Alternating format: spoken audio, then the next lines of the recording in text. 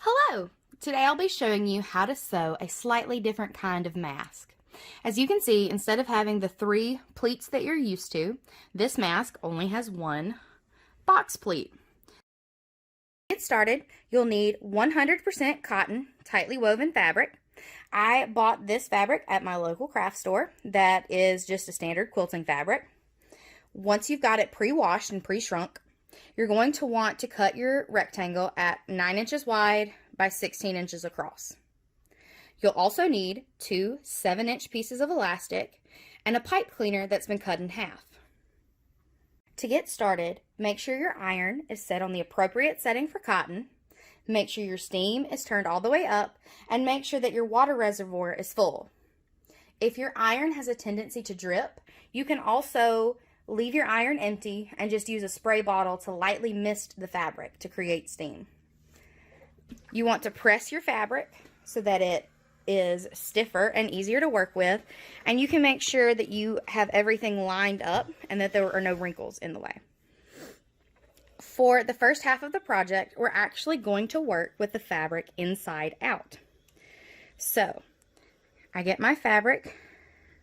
I have the right side of the fabric facing inwards. I'm going to line up my bottom, give it a little press across there. I'm going to flip it over, make sure everything is lined up on both sides. Then I'm going to take my iron and I'm really going to press down and press that crease into the top because I want this to stay stiff as I sew and as I work with it. Next, we're going to sew a channel across the top of our mask that's going to hold our pipe cleaner in place.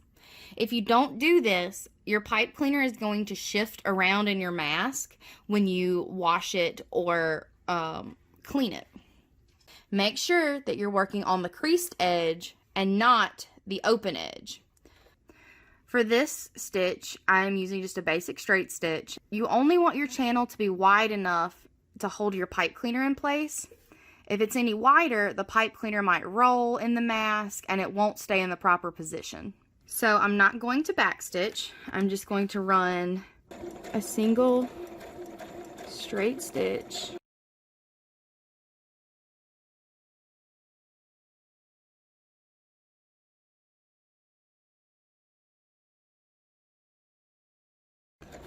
Okay, so I've stopped before I get all the way to the end of the fabric because later we're going to need to sew here and I don't want to have to pick the threads. So as you can see, now we have got our channel going across the top of our mask. I sewed a little too close to the edge on this side, but it's not a big deal. I am just going to open up the fabric, take my seam ripper, and just pull this out, just a few stitches.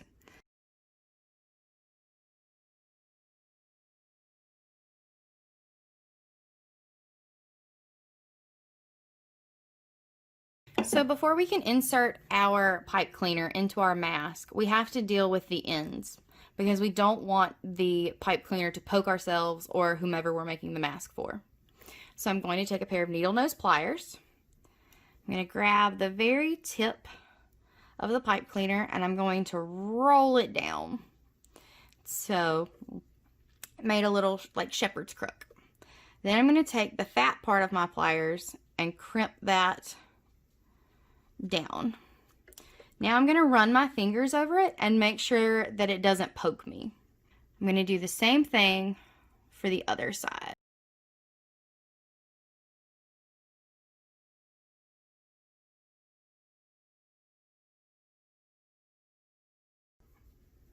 Alright, now our pipe cleaner is ready to be put into our mask.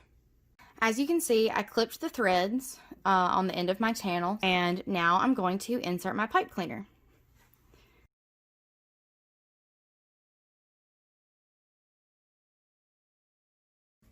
I have got my pipe cleaner about center of my mask, and now I'm going to run a just a regular straight stitch on either side to hold the pipe cleaner in place so it can't shift. For this next step, we want to make sure that our needle is not going to hit the pipe cleaner. So I'm going to make sure that the edge of my pipe cleaner is on the edge of my sewing machine foot. And then I'm just going to run a seam, making sure I cross my original channel seam. I'm going to back stitch, forward stitch, and then back stitch a little bit more. It doesn't matter that it's not right next to the nose piece. We just don't want the nose piece wandering all over the mask. And same thing on this side. I'm going to make sure that the foot is on the edge of the pipe cleaner so that I can't possibly sew over it.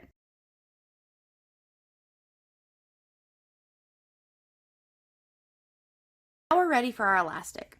Don't forget that you're working on your mask inside out. I'm going to take my elastic and I'm going to open up my fabric. Then I'm going to position my elastic with the main part of the elastic running down the inside and the very tip of the elastic sticking out of the corner of my mask. Then I'm going to fold my fabric back down and I'm going to make sure that I've just got a little bit of the elastic sticking out of the fabric. I'm also going to make sure that my elastic is far away from my sewing edge because I don't want to accidentally sew it to the side. I'm going to put my foot down. Because of how thick the elastic is, depending on how strong your machine is, you might have to push the fabric a little bit as it crosses the elastic. Sometimes I even cheat a little bit and kind of help my foot come up. Because my machine is a beginner machine and sometimes it just doesn't have that pull to get the fabric through. Didn't have to this time. Now we're going to back stitch back over the elastic because we want this to be really strong because it's going to be taking a lot of the punishment or a lot of the tension from the mask. So I'm going to back stitch over it one more time. Then I am just going to continue my seam down the side.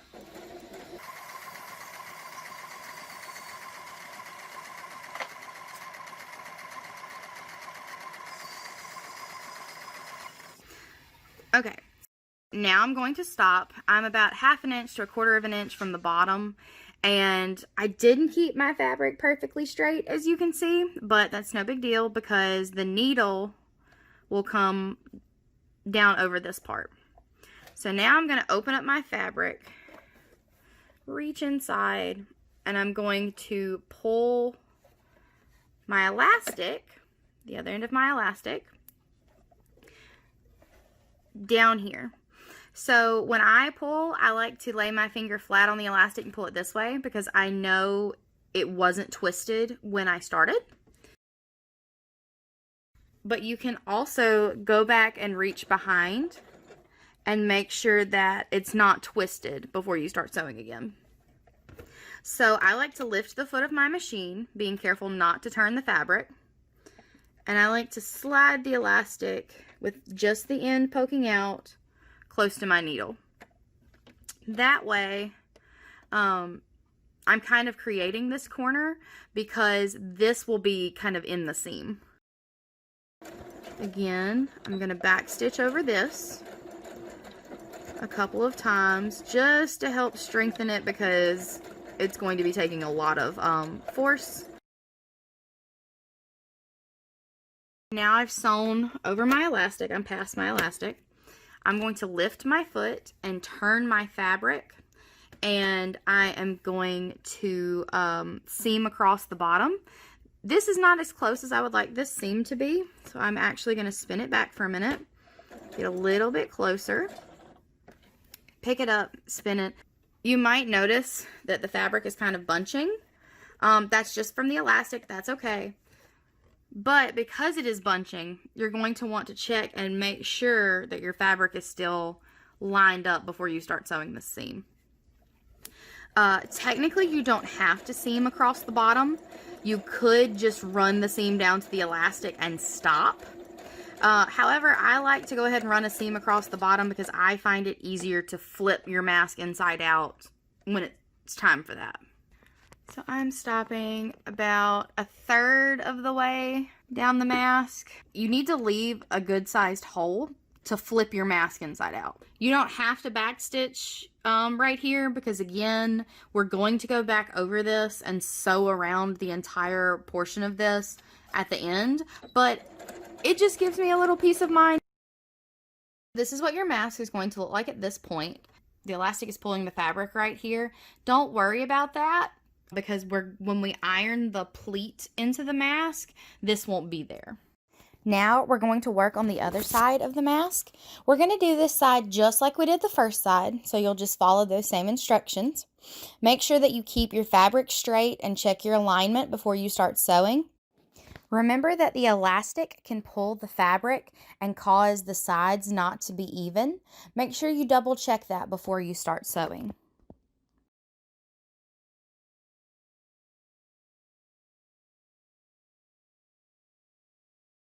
Don't forget, you're only sewing 1/3 of the way across the bottom. We want to leave a gap for when we turn the mask inside out. Now that you've got your seams sewn, we're going to trim your corners, making sure you don't cut your seam.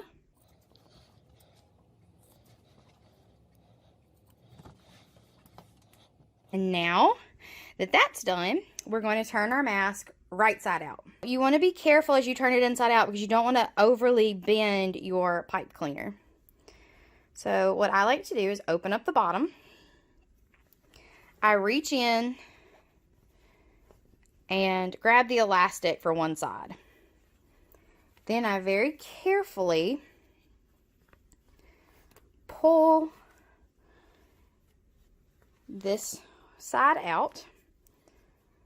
And then I slide the hole down the rest of the mask so I don't bend my pipe cleaner. When I get to this point, I use my thumb and push the rest of the fabric through the hole. Then I find my elastic and I give it a good gentle tug to pull out my corners so that they're straight. Also, you want to kind of push your pipe cleaner up and make sure that it's sitting at the top of your seam so that you don't accidentally sew like a crease in there and have gaps of fabric at the top.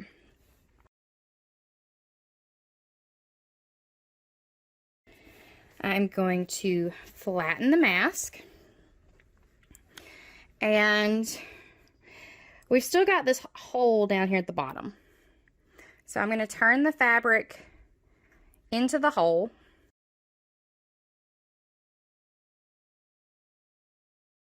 Now my edges are inside my seam. To keep that together and looking nice and neat like that while I sew, I'm going to take my iron and I'm going to press it.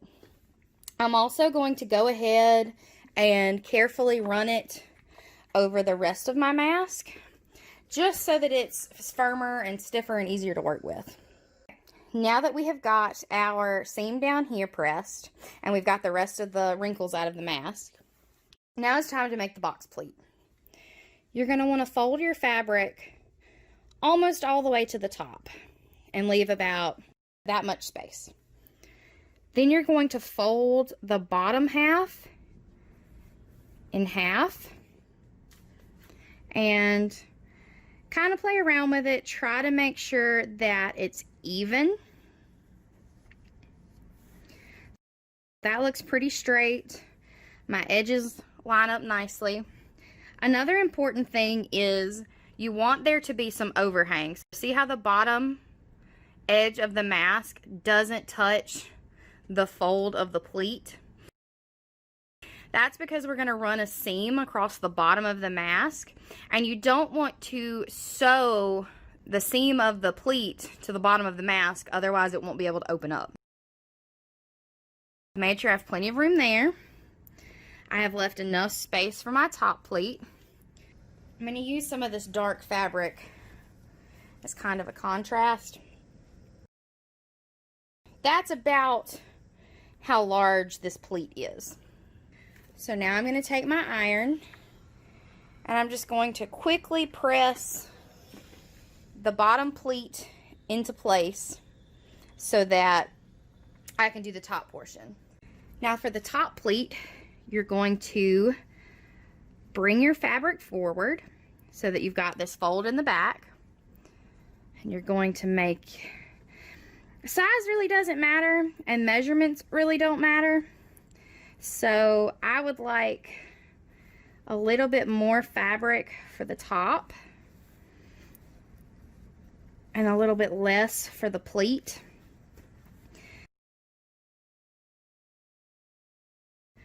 Press this into place.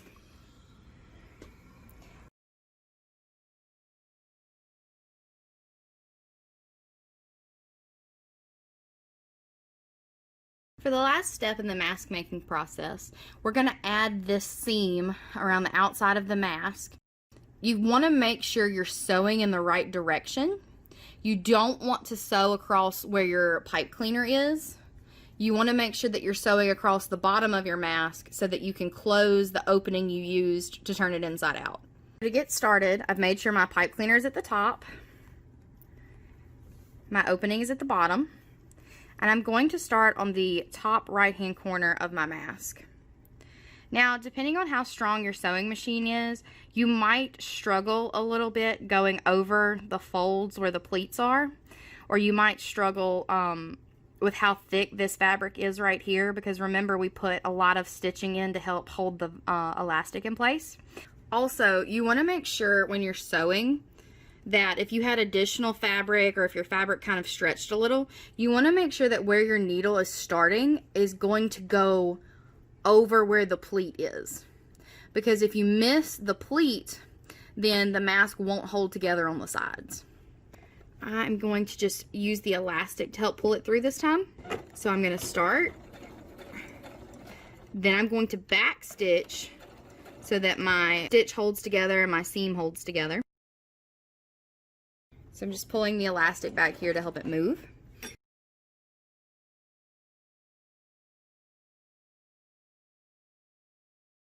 And again, I'm having to kind of push it and help it move on through. Now that I'm at the edge of my first pleat, I like to lift my foot and tuck the second pleat under it. Make sure the foot is on top of the fold so that it can move onto the fold instead of trying to tuck under the fold. Alright, now I'm at the bottom. I'm going to lift my foot. I'm going to turn my mask, and I'm going to sew down the bottom of the mask. You want to make sure that your seam is close enough to the bottom that you close up the hole that you left to turn your mask inside out. I've reached my corner. I'm going to lift my foot again. I'm going to turn my mask. And here you can see kind of what I was talking about. If you've got the extra fabric and you want to make sure that your needle is going to catch the pleat. So I am just visually getting in front of my needle and making sure that when I drive over this, it's going to catch the pleat. It looks like it's going to, so I'm going to continue. And now that I'm at the top, I'm going to back stitch, forward stitch, and then back stitch a little bit more, just so that my seam doesn't come undone. Now you've got a finished mask.